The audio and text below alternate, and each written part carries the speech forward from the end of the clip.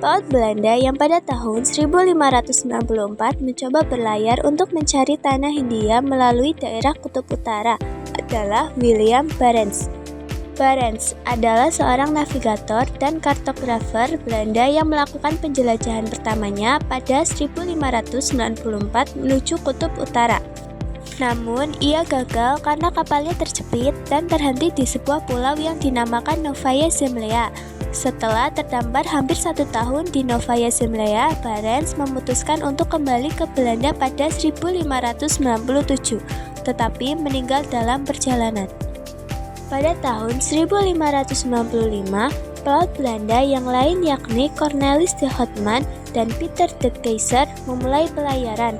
Kedua pelaut ini bersama armadanya dengan kekuatan 4 kapal dan 249 awak kapal beserta 64 pucuk meriam melakukan pelayaran dan penjelajahan samudera untuk mencari tanah Hindia yang dikenal sebagai penghasil rempah-rempah. Cornelis de Houtman mengambil jalur laut yang sudah biasa dilalui oleh orang-orang Portugis. Tahun 1566, Cornelis de Houtman beserta armadanya berhasil mencapai Kepulauan Nusantara. Ia dan rombongan mendarat di Banten. Sesuai dengan niatnya untuk berdagang, maka kehadiran Cornelis de Houtman diterima baik oleh rakyat Banten.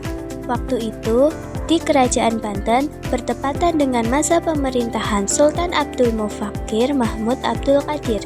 Dengan melihat pelabuhan Banten yang begitu strategis dan adanya hasil tanaman rempah-rempah di wilayah itu, Cornelis de Houtman berambisi untuk memonopoli perdagangan di Banten. Dengan kesombongan dan Belanda, terkadang orang Belanda bersikap kasar memaksakan kehendaknya. Hal ini tidak dapat diterima oleh rakyat dan penguasa Banten. Oleh karena itu, rakyat mulai membenci, bahkan kemudian mengusir orang-orang Belanda itu. Cornelis de Houtman dan armadanya segera meninggalkan Banten dan akhirnya kembali ke Belanda. Ekspedisi penjelajahan berikutnya segera dipersiapkan untuk kembali menuju Kepulauan Nusantara. Rombongan kali ini dipimpin antara lain oleh Jacob van Heemskerck. Tahun 1598, Van Heemskerck dengan armadanya sampai di Nusantara dan juga mendarat di Banten. Heemskerck dan anggotanya bersikap hati-hati dan lebih bersahabat. Rakyat Banten pun kembali menerima kedatangan orang-orang Belanda. Belanda mulai melakukan aktivitas perdagangan. Setelah sampai Banten, Belanda mulai melakukan aktivitas perdagangan. Kapal-kapal mereka mulai berlayar ke arah timur dan singgah di Tuban. Dari Tuban, pelayaran dilanjutkan ke timur menuju Maluku dengan pimpinan Jacob van Eyck tahun 1599. Kedatangan orang-orang Belanda ini juga diterima baik oleh masyarakat Maluku.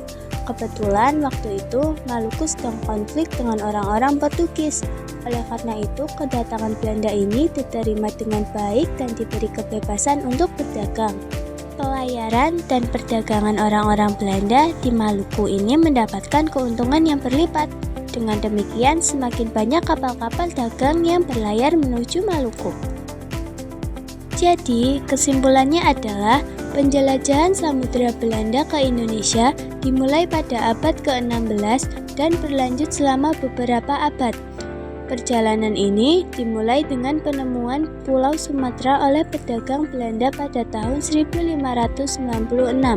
Selama beberapa dekade berikutnya, Belanda mengirimkan beberapa ekspedisi ke Indonesia, mencoba untuk menetapkan jalur perdagangan dan membangun hubungan dengan penduduk lokal. Pada tahun 1602, Belanda mendirikan perusahaan dagang bernama Verenigde Oostindische Compagnie yang dikenal dengan VOC. VOC menjadi perusahaan dagang pribadi pertama di dunia dan menjadi kekaisaran dagang terbesar di dunia pada saat itu. VOC mengambil alih banyak wilayah di Indonesia dan menguasai perdagangan di kawasan tersebut. Pada tahun 1800, VOC dibubarkan dan wilayahnya dibagi di antara Inggris, Prancis, dan Belanda, mendapatkan wilayah yang dikenal sebagai Hindia Belanda, yang mencakup sebagian besar wilayah Indonesia modern.